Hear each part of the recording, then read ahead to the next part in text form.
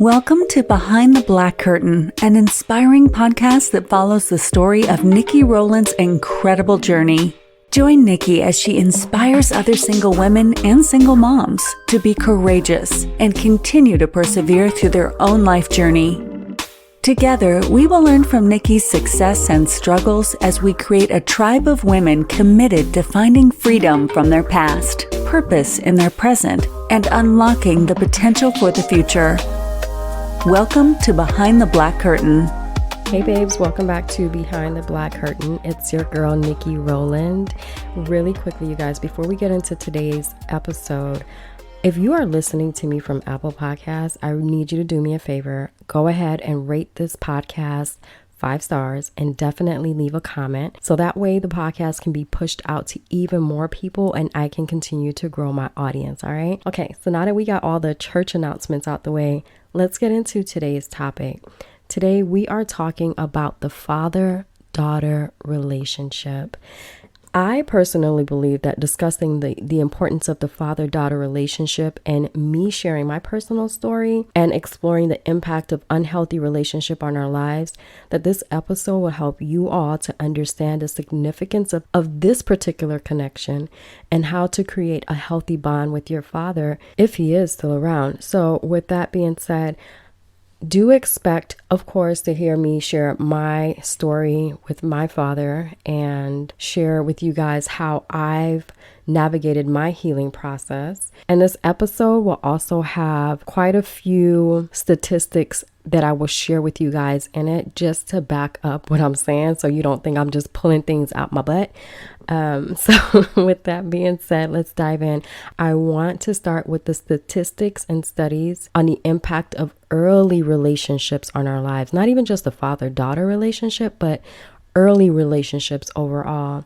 One of the first studies that I saw was a longitudinal study conducted by the University of Minnesota, tracking the lives of 267 individuals from birth to the age of 32. And this study found that individuals who experience warm and supportive relationships with their parents and their caregivers in childhood had better physical and mental health, higher career success, and more stable and fulfilling romantic relationships than those who didn't. I want you guys to think about your own lives and your own situations as I share these statistics with you guys and see where you may fall in line with these. So that one said that these individuals who experience warm and supportive relationships with their parents and their caregivers in their childhood had better physical and mental health, higher career success, and more stable and fulfilling romantic relationships than those who didn't. Okay, that's the first study. I'm going to share about 2 more with you guys. The second one that I saw, this study was published in the Journal of Youth and Adolescence.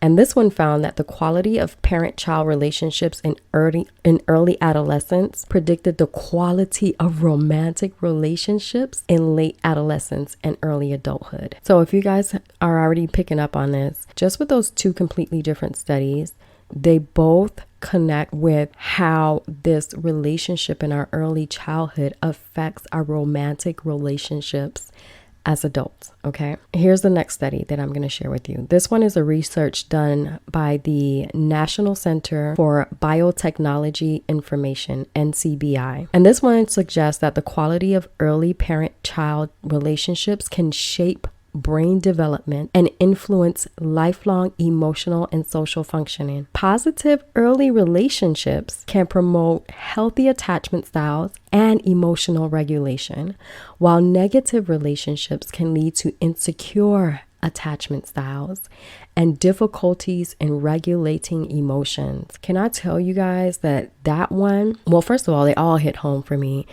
But this one here really pinpointed an issue that I had been dealing with, and it was an insecure attachment styles in relationships. And as old as I am, and I'm not about to share my age with y'all, but as grown as I am, I honestly did not realize that. First of all, I didn't realize there was a thing such a thing as attachment styles. But once I learned that, then I learned that it's actually called an anxious attachment style. And it's where you end up in relationships and you're always anxious and feeling like this person is going to leave me at some point, right? Despite how great you may be, despite whatever you may be doing, showing up for them all the time. But subconsciously, you have this anxious attachment style where you're constantly wanting to know, you're wanting to be reassured that everything is okay. And so even if you don't, it could be something as simple as like, I don't hear from this person often, or I don't know, it just seems like their mood switch. You start to become anxious and feel like something's going wrong. I'm about to lose this relationship. And so, yeah, this has hit home for me. And you guys, it took me years to figure out why I show up the way I show up in relationship. But I'm going to get to that a little bit later in this podcast. So overall, the research indicates that early relationships, particularly with parents and caregivers, have a significant impact on our physical, emotional, and social development throughout our lives. Positive early relationships can have a foundation for thriving, while negative relationships can have lasting consequences on our health, our happiness, and success. And again, as I talk to you guys on this podcast about the father-daughter relationships and how it impacts our lives, I want you guys to just sit back and think about where you are in life right now, what you're experiencing in your health, in your mental health, your physical health, your emotional health, what you're experiencing in your career, and see how that correlates with the relationship that you had with your father. And that way you can start to connect the dots with what may be going on with you in your life and how you're showing up. All right, so let's talk about my personal experience with my father-daughter relationship and how it's formed me into the woman that I am, and the experiences that I've consequently had to deal with because of this relationship. So I'm going to be as candid with you guys as possible without without sounding like I'm trying to drag anyone, because that's not the goal here. The goal for this podcast is to share my experiences, what I've learned, and in hopes that you guys will be able to learn and grow from them and be able to continue to push forward as well. So growing up as a child, I honestly was terrified of my father. I was very fearful. I grew up in fear. Now, this is a man that I feel like he had a great personality. Like when I sit back and I think about it now, he had a great personality as far as I remember my father being somebody that loved to joke around. He loved to make people laugh. He was a great cook, so he loved to cook for people. Like he would cook for my family members as a birthday gift. Like that's what they would want, for him to cook for them for their birthday. Okay, so that just tells you how good he was. He loved to dance and laugh and joke around. But when it came to being in our home and us, being under his leadership, I was terrified. There was a lot of beating going on. I mean, that was their form of discipline. It was a lot of beating. Okay. So I felt like there was no room for error with my father. There was no such thing as giving you the benefit of the doubt. If he felt like you were wrong, you were wrong. Whether or not you were, it doesn't matter. He believed that you're wrong, so you're wrong. So you're going to get your butt tore up. It was just so strict in the home. Like we were timed when it was time to eat. There was he would check the clock and be like, you need to be finished by this time, because then if you weren't, then you're getting your butt tore up. I was constantly in fear. I was in fear of doing anything wrong. I was in fear of saying anything incorrectly. I was in fear of making a mistake. And you guys all know children mess up all the time, right? Heck, we as adults still mess up a lot. We make mistakes, and I just felt like we weren't allowed to make mistakes because there was always that rod. There was always that belt that was ready to tear your behind up. And so I grew in fear of him. I felt like I grew up nervous. I really did. And because I remember there would be moments where we would be happy and I would feel like, we are joking around or he's joking around with us and playing with us. And you could say something wrong, like you said the word lie. You're a liar, you're lying, but you're talking to your sibling and you're playing, and we weren't allowed to say that. So then that would cause an issue. Like it would go from happy, joyous, laughing, having fun to he's now angry and you are just like such a bad child because you said the word lie instead of saying, oh, you're telling a story. So I saw the version of him where he was happy and joyous and having fun and just a fun person to be around. But I saw more of him just being angry and frustrated and feeling like you have to do everything right because if you didn't, you're going to see the belt. With that being said, I felt uncomfortable. He dealt with alcoholism, and that was a big issue of his. And because of that, there were quite a few times where I was embarrassed going to school or being around friends because he would be inebriated. My father passed away when I was 19, and it is sad to say, but at that time I felt a sense of relief only because I realized like, okay, I will no longer have to worry about ever being embarrassed that way again. I will never have to worry or be stressed out when I'm around this person because I feel like I don't know how to just be. I don't know how to just be without there being a problem at some point. Now, as I got older and I started having kids, I began to feel a sense of regret that he wasn't around. He wasn't around while I became an adult. He wasn't around for me to be able to speak to him as an adult because at this point I'm not afraid of you anymore, you know what I mean? But I don't have the opportunity to talk to him and try to figure out what was going on in his mind, be able to talk to him and figure out what was the logic behind the way he raised us, figure out what was hurting him, because obviously when someone is an alcoholic, there's a pain that they're trying to cover up, right? Now, as a child, I didn't see it this way. I just saw somebody that was angry all the time and angry with me all the time, and I didn't understand. But as an adult, when you start to learn certain things and you realize, there's always a reason why people behave the way that they do. Now I wish that I could have that conversation with him and learn more about him. And not just that, clear up any misunderstanding that was between the both of us, because as I speak to my younger brother now, just to let you guys know, like the family dynamic is like so broken. But I have my two brothers that I do have a relationship with. And like my younger one, I'm developing a closer bond with him now.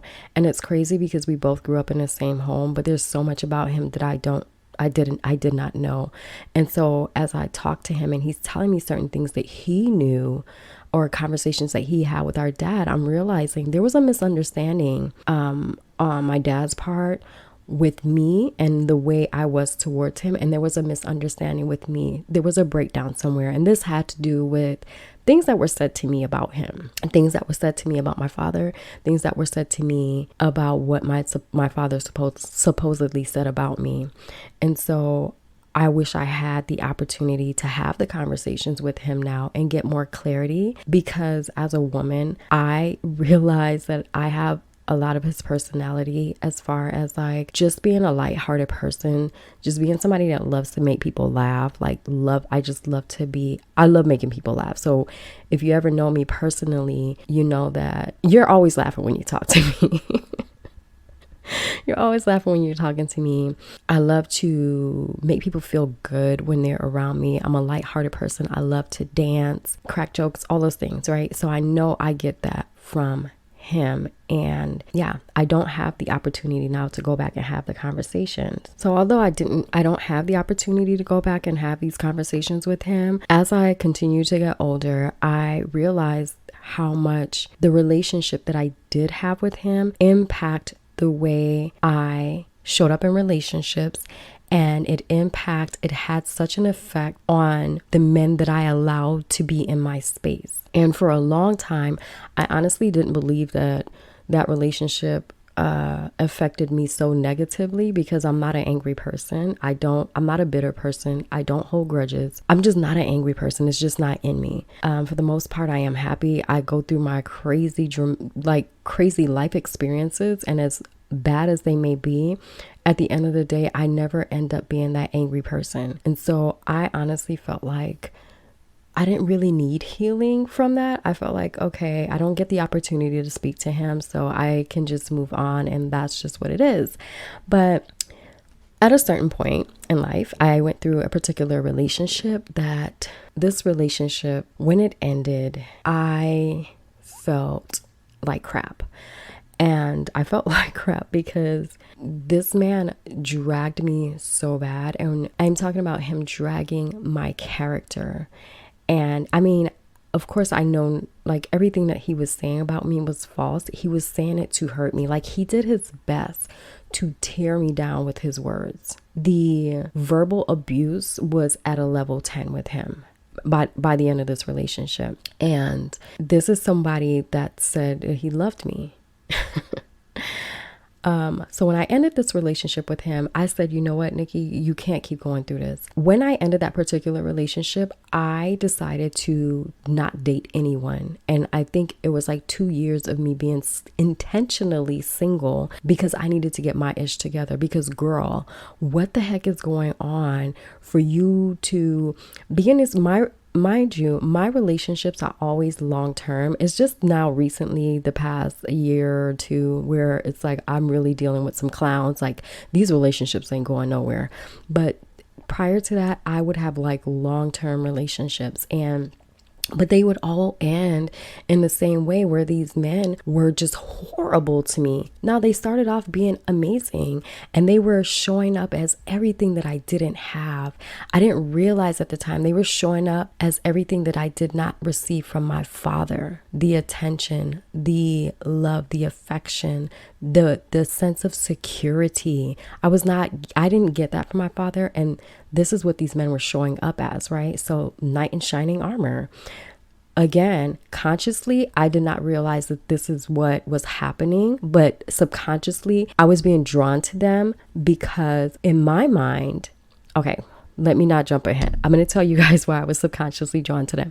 Let's get back to the fact that I'm like, okay, Nikki, what's going on? Why are your relationships, they're all repeating themselves, okay? First thing I realized, like, girl, you're the common denominator here. So, okay, you're definitely an issue here. Now, what is it about these men that is the common denominator within these guys? And what I realized was they all had poor relationships with their parents. When it came to their fathers, they either did not have their father around, or if the father was around, he wasn't around as he should have been. It was like very sporadic. And so he was not in the home or there often enough to lead these men and teach them how to be a man and all those things. You know, he just showed up once in a while. And then when it came to their mothers, the relationships weren't good at all. Like they were disrespectful relationships. And when I looked at it, I'm like, oh my God, like it's me. It's me. I didn't have a good relationship with my father because I was terrified of this man. And my relationship with my mother is not a good one either. And that story will be shared on the next podcast. So make sure y'all tune in. But I'm like, okay, so I'm attracting people that are dealing with the same ish that I've dealt with.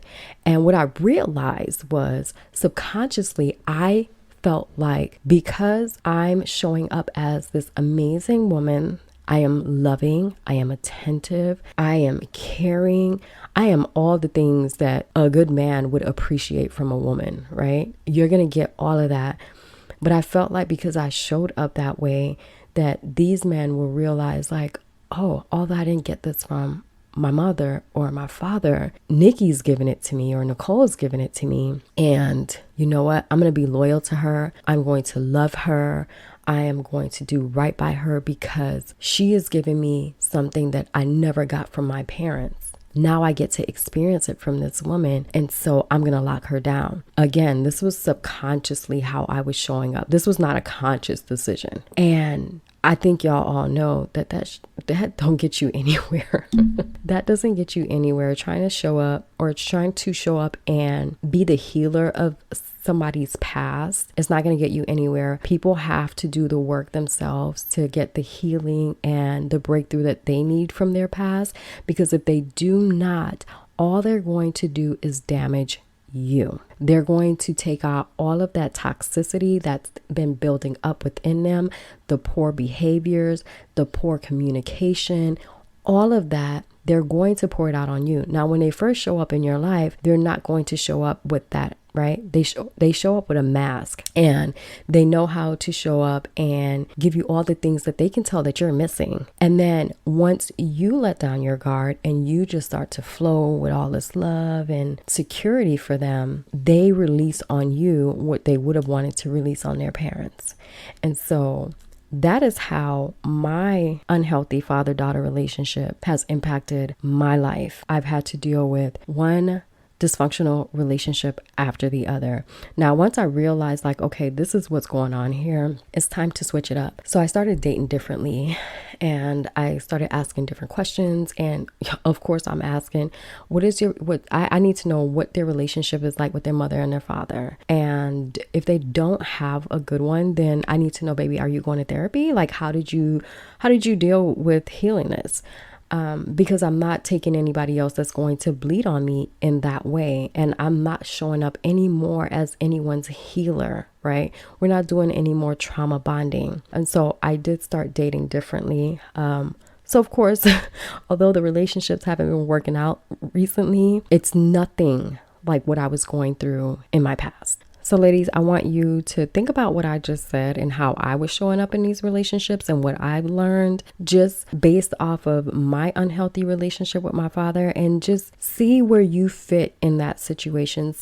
Pay attention to how your relationships currently are and how you're showing up, and the type of man that you're actually allowing into your space. Because here's the thing, people like to say you attract who you are. Baby, I attract all kinds of people, and some people ain't nothing like who I am. But although you may not attract everybody like who you are, and some people may be different, if you have a certain light about you, you're going to be attracting all kinds of people. The thing is, who are you choosing? Who are you allowing to give your time to? That's the real issue there, because you can attract all kinds of people, but if you don't open a door to them, it don't matter, right? So I want you guys to think about where you're at and how you're showing up in your relationships right now. So let's talk about the effects of an unhealthy father-daughter relationship. Let's talk about the negative impact of the unhealthy relationship. I've already shared with you guys bits of my negative impact, and let's talk about the effects that it can have on a daughter's mental, physical, and emotional health. So there's a review of research by Hertlin and Bloomer, and I hope I said the name right, and this is from 2014, and they found that an emotionally distant, critical, or controlling father can affect a daughter's ability to form healthy relationships with men in the future. Check, that's me, right? This is because daughters may internalize their father's behavior as normal and may not be able to set healthy boundaries in their adult relationships. And there's a saying or something where people like to say, women marry their fathers. And I was like, hell nah, I'm not gonna marry my father. Like, I'm not marrying a man that's like my father. But I saw it as, I am not going to marry a man who is an alcoholic. I'm not going to marry a man that is an abuser, that hits women, right? Because I already told y'all on a previous podcast, please just go ahead and lock me up before a man ever thinks about raising his hands to me. So in my mind, okay, he's not abusive, check. He's not an alcoholic, check. That ain't my father. But I ended up realizing I did marry somebody that was like my father, because there were so many other things about his characteristics, about my ex-husband's characteristics, that were like my freaking father. Certain things like showing up for everyone else but your family, right? You can show up and be there for everyone else, but then when it came to your family, you would drop the ball. And so that's just one example. So we tend to marry our fathers. And why? Because this is the male figure that's been in the home, and this is the one that has been setting the example the entire time. This is the example we have to go by. So even if it's an example that we did not like and we wanted to run away from, unless we go ahead and get the healing and deal with that impact of what that relationship was like, girl, you're about to step out the door and you will end up marrying or being with a man who is going to show you the same things. It may show up in a different way, but it's your father all over again. So now, in addition, there's another research by Bowlby, and this is from 1973. Bowlby found that girls who experienced rejection from their fathers were more likely to manifest personality disorders compared to girls with a healthy bond with their fathers. This is attributed to the fact that the lack of emotional support and guidance from a father figure can negatively affect a daughter's mental and emotional development. So overall, the studies are suggesting that unhealthy father-daughter relationships can have a lasting impact on women's mental health and ability to form healthy relationships in the future. Here we go again with the issue of forming healthy relationships in the future, because these father-daughter relationships are so powerful. And this podcast is not just for the women, for the men that are listening to. I want you guys to pay attention. And if you have daughters and you realize, like, you know what, I'm not showing up the way I should, or there's an area that I can do better at, I am praying that this podcast will push you to want to do better and show up for your daughters, because it has such a huge impact on her life, not just in her childhood, but she carries this into adulthood as a woman, and it will impact her career, the way she views herself, the way she shows up in relationships, the type of men that she allows to be around her. And if you're saying that you love your daughter, I know that you want the best for her and you only want a great man to be in her life. Her being able to pick a great man is going to, the odds are so low when she comes from an unhealthy father-daughter relationship. And so I'm just praying that the men that are out here, that you guys are just taking heed to the research that I'm sharing with you guys, and also with my story and how it's impacted me. So the research just underscores the importance of a healthy and supportive relationship between a father and daughter. But now let's talk about the positive effects of a healthy father-daughter relationship. For example, there's a study conducted by Cabrera, Rifkin, and Tamis Lamonda, and this is from 2007.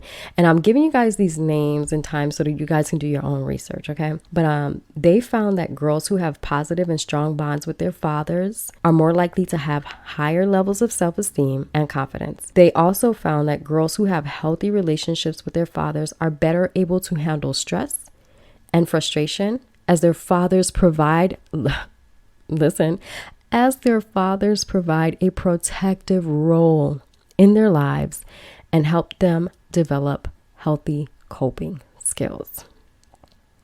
There's another study that was done in 2014 that found that girls who have supportive fathers are less likely to develop depressive symptoms during their teenage years. And in this study, researchers have found that the fathers who were able to provide emotional support and guidance helped their daughters develop a stronger sense of self-worth and better problem-solving skills. And one more study I'm going to share with you guys. And this one is from Suarez Orozco and Suarez Orozco, 1995. They found that girls who have supportive relationships with their fathers are more likely to do well in academic settings. And this is because supportive fathers provide a sense of stability. Again, here we go with that stability, guidance and motivation to their daughters, which can positively affect their academic performance. So overall, the studies are suggesting that when girls have positive and healthy relationships with their fathers, they are more likely to have high self-esteem, be able to handle stress, and have better academic performance. And this is because fathers who are emotionally supportive and involved in their daughters' lives provide a sense of stability, guidance, and motivation to their daughters, which can lead to better psychological outcomes. Now, I want to kind of just throw this in real quick.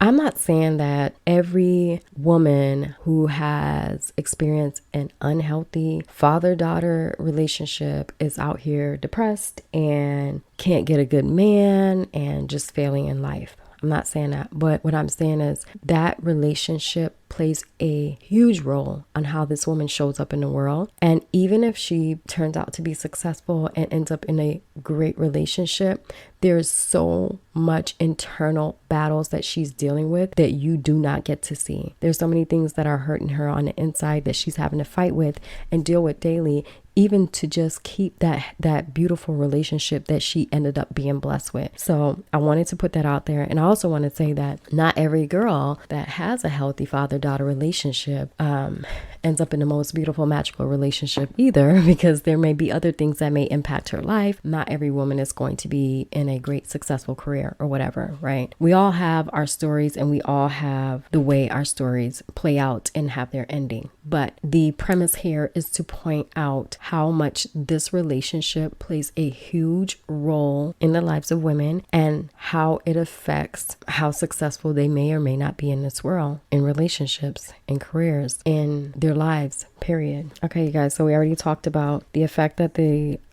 father-daughter relationship has on a girl into her adult life, whether it's a healthy or an unhealthy one. But right now, I want to share with you guys ways to help build a healthy father-daughter relationship if your father is still around and maybe as a child you did not have the best relationship. So I'm going to give you guys some strategies for healing from the past wounds and creating a stronger bond, and just building a foundation of trust and clear communication, because the benefits of having a healthy father-daughter relationship is everything. So I want to first start with communication, and research is suggesting to have open and honest communication with your father. So if you've gone through a childhood or at some point in your relationship with your father where it was unhealthy or is toxic in any way, and you're wanting to heal from this, open the lines of communication. And even if that means like, hey, I'm not able to just have this conversation with him, just him and I, because I know it's not going to go over well, or whatever you believe is going to happen, you can suggest therapy for both you and your father, or you can bring in a trusted family member to sit in during a conversation, or just someone that with an unbiased opinion to just sit in where you both can hear each other talk. But definitely communication is at the top of it. Sis, you got to get out what you're feeling, despite how much you may be in fear, or you may feel like he may not be receptive, or whatever it is your thoughts are. But it's your turn, sis. It's your turn, and it's your time to open your mouth and say how you feel and how that experience has affected you in your life. So definitely, look into some family therapy, some parenting classes, child-parent communication training, whatever it is that you need to look into, but open the lines of communication.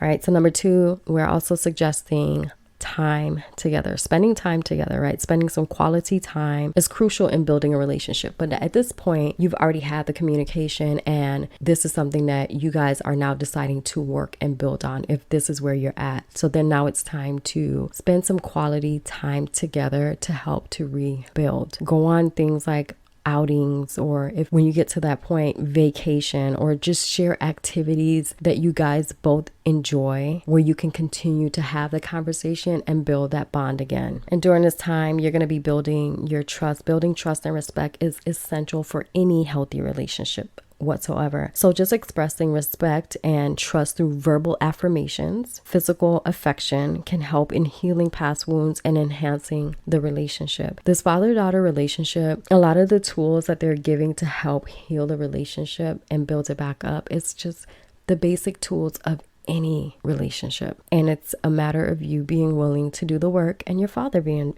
willing to do the work. And so the next suggestion would be to come up with mutual problem solving. And this requires active listening, being able to compromise, empathy, and understanding each other's point of views, and definitely setting boundaries. So in the beginning, when you're working on rebuilding this relationship, you definitely want to be able to set boundaries as well. If you grew up with a father that, for me, my father, it was just, there's no benefit of the doubt. I don't care what you say. I ain't trying to hear what you got to say. I think you're lying, so you're lying. I think you did it, so you did it. I think you're wrong, so you're wrong. Oh, but I made a mistake. I made an honest mistake. I don't care. No, you're wrong. So you're going to be in trouble. So that is basically saying to me as a child, as a human being, that I don't respect anything about your thoughts or how you feel. I'm not going to acknowledge it. It means nothing to me. And so if you grew up with that type of relationship, I would suggest setting boundaries with your father of how he communicates with you. And there has to be a level of respect on both ends. What I realize is that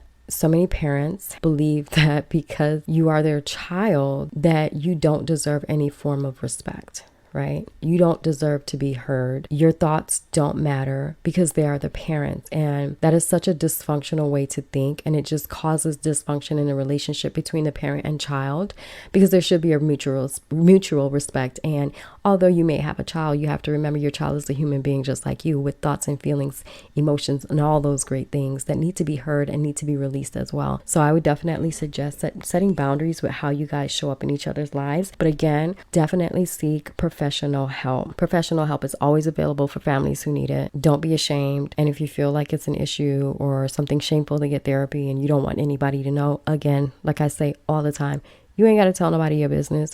You, do what you need to do to get your healing and take care of you.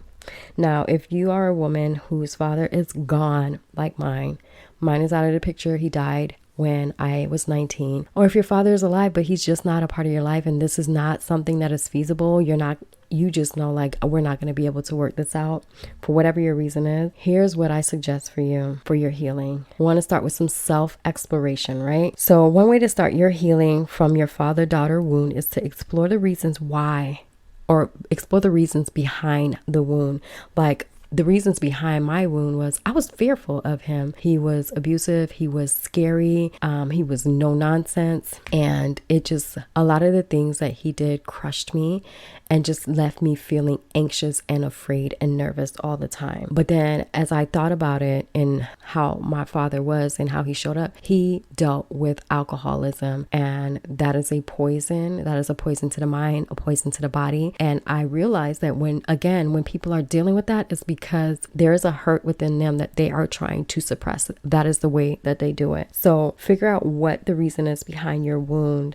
Do self-reflection. Can provide insight into the root of the cause of the wound, which will lead to greater self-awareness and self-acceptance. When I took the time to realize like where this was coming from, I had a better understanding, and it helped me to release feeling like there was something wrong with me. I honestly grew up feeling like there was something wrong with me where I just couldn't get it right as a child to get my father to love me, to see me as a great kid, to want to have fun with me. Like, I really held that on my shoulders. And you guys already know I go to therapy, and this is something that I talk about in my therapy sessions. Actually, when I first decided to do therapy about 2 or 3 years ago, that was the discussion. It was about my relationship with my parents, because I lived for years carrying that baggage. Like, I don't know how to be good enough for them, because whatever I did, I felt like it was never enough. So definitely do the self-reflection and get the therapy if you need it. Build a support network. Having supportive people around you, such as your friends or other family members that you can talk to, you can open up to, and like be able to process your feelings without being judged. Do it. If you're to the point where you feel like I need a support group, or other people that can understand it, go ahead and find the support group. But do what you need to do, sis, to heal that wound so you can start showing up differently. Writing. You guys, I have tons and tons and tons of journals, right? I'm like journal queen. Get those feelings out on paper. If you want to write your father a letter to say what it is that you truly wanted to say to him, go ahead and write that letter. I actually did something like this with this last relationship that I went through. And I wrote homeboy a letter, and I really told him about himself. I said all the things that I wanted to say. And it just felt good to get all of that out on paper. So if you're a person that likes to write, definitely write. It can help you to feel better, understand your feelings and emotions more. And sometimes when we write, we end up putting so much on paper that we realize like there was so much more that I was holding in within me that I did not even realize. So definitely, if you are a person that likes to journal, I suggest that you write out those emotions and y'all engage in some self-care, okay? Self-care. self-care. Practicing your self-care is a way to help you to heal from this. Taking care of your physical and your emotional needs, such as getting enough sleep, exercising regularly, enjoying or engaging in hobbies, can help women to feel more emotionally resilient and better able to handle their feelings and emotions. And y'all already know, when you're being intentional about taking time to take care of yourself, your body, your health, and all of that, sis, you start feeling so much better, right? You start looking at yourself differently. You start releasing some of the negative energy that you were carrying around. So definitely focus on your self-care. I told you guys, I think it was in my last podcast, how I schedule my day from the time I wake up at 5:15 to the time I'm supposed to be in bed at 10 o'clock. But from hour to hour to hour, my day is scheduled right down from the time I'm going to be praying, I'm meditating, I'm taking my son to the bus stop, I'm eating breakfast, I'm going to the gym, I'm recording my podcast. I even include time for my self-care in the schedule for that day. So do that, because you're going to realize like how much it helps you to feel so much better about yourself and release so much tension. And finally, I'm going to suggest working on forgiveness. And I know forgiveness can be something that is really hard, right? But we all know that forgiveness is not for them. It's not for the next person. It's for you. It is so that you are not walking around no bitter Betty. Okay. So definitely release it. Studies show that forgiveness can lead to greater emotional healing and a sense of closure. And again, the forgiveness is not just for him. It's not even about him. It's about you, sis. But I also want you to focus on forgiving yourself. One thing that I've learned time and time again is that a lot of times when we have a hard time forgiving someone, we're holding on to unforgiveness within ourselves, for ourselves. We feel like, if I would have done this, it would have been different. Or if I was this, or however, things would have been different. Or maybe this was my fault because I XYZ. And then we hold on to that anger and that frustration within ourselves. Learn to forgive yourself. So you're not only working on forgiving and releasing your father for whatever he did or whatever he did not do, but you're going to work on forgiving and healing yourself. Let go of whatever you're blaming yourself for. Again, I just blamed myself and felt like I just couldn't get my shit together, right? As a child, I was a child and I really felt like I can't do anything right. And I keep making mistakes, and damn, because I keep making these mistakes, I keep getting my butt tore up. But why do I keep messing up? I was a freaking child. And imagine being a child that is anxious and nervous all the time. What you gonna do? You're bound to make even more mistakes, right? Because even as adults, that's what happens when we're nervous, when we're worried, when we're fearful. We can't think straight, right? We can't think. It's hard to think clearly. And so that is something that I had to work on with myself, and I had to release that burden of feeling like this is my fault. It wasn't my fault. So sis, however he didn't show up for you, or whatever he did that hurt you, it wasn't your fault. You cannot blame yourself for how somebody else behaves towards you. You cannot blame yourself for somebody else's character. That's not on you. So work on forgiving him and work on forgiving yourself so you can set yourself free. So overall, the strategies that I suggest for healing a father-daughter wound, they're all possible things that you guys can do, even if your father is no longer around. But just engaging in self-exploration, building a support network, even if that support network only looks like you and your therapist, do that. Writing, practicing self-care and forgiveness. Women, we can begin to heal from these wounds and move forward towards greater emotional resilience and well-being. And I mean, at the end of the day, I want all of us to be able to experience healthy relationships across the board, not just with men, not, just romantic relationships, but relationships with friends, with colleagues, or just how we show up in the world. I want it to be from a healthier space and not from a space where we're showing up wounded, right? We're showing up easily triggered by certain things because of what our father did or did not do. I want better for us. I want us to excel in this world. I want us to have great careers and be emotionally healthy and physically healthy. I want us to all look at ourselves with love and just know how amazing we all are and how precious we all are. So if you are a woman that you know you need to do the work And it's unfortunate that we now have to do this work because it's not easy. I'm going to put that out there. It's not easy, and it's painful when we have to address these stories. And, even me with my therapy sessions, I've had so many sessions where I just broke down crying like a baby. And when I share my episode next week, you guys are going to hear more about it. But at this point, it's, they no longer have the power, right? You have the power at this point, and you have the control, and you get to decide how you move forward. You get to decide how you show up in the world and how you're treated and how you're respected. So go ahead, hone that power and do the work. So that's basically it for today's podcast. I want to encourage you guys to just examine your own relationships, what's going on in your lives now. And if your relationships are not optimal ones and they're not where you want them to be, examine them and figure out what is going on. Why is the relationship like this? Why am I showing up the way I am? Or why am I allowing certain people to be in my life when they may not be bringing me the peace, the love, and the joy that I desire and I deserve? So definitely examine your relationship. And I want to encourage you guys who have unhealthy relationships to seek healing and restoration.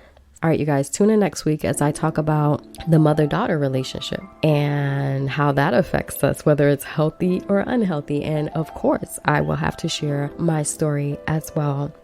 Other than that, you guys, I can't let you go without giving you a scripture. And today's scripture is from Psalm 147, verse 3. And it says, "He heals the brokenhearted and binds up their wounds." So this Bible verse is a powerful reminder of God's love and compassion for those who are hurting. It speaks of how God cares for the brokenhearted and heals their emotional wounds. And this verse is a source of comfort and hope for many believers who are dealing with pain, grief, and loss. The phrase, "He heals the brokenhearted," speaks to the restorative power of God's love and grace. It reminds us that no matter how deep our pain or how broken our wounds may be, God has the power to heal and restore us.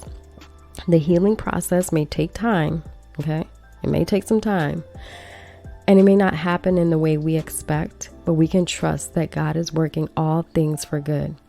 The phrase, "and binds up their wounds," adds another layer of significance to this verse. It shows that God not only heals our emotional wounds, but also cares for us in a practical way. Just as a loving parent cares for their child's physical wounds by applying a bandage or administering medicine, God cares for our wounds, or God cares for our emotional wounds by providing comfort, guidance, and strength. And overall, this verse reminds us of God's love and care for us, even in our most difficult moments. It encourages us to turn to God for healing, comfort, and restoration, and to trust His faithfulness to see us through even the toughest of times. Be blessed, y'all.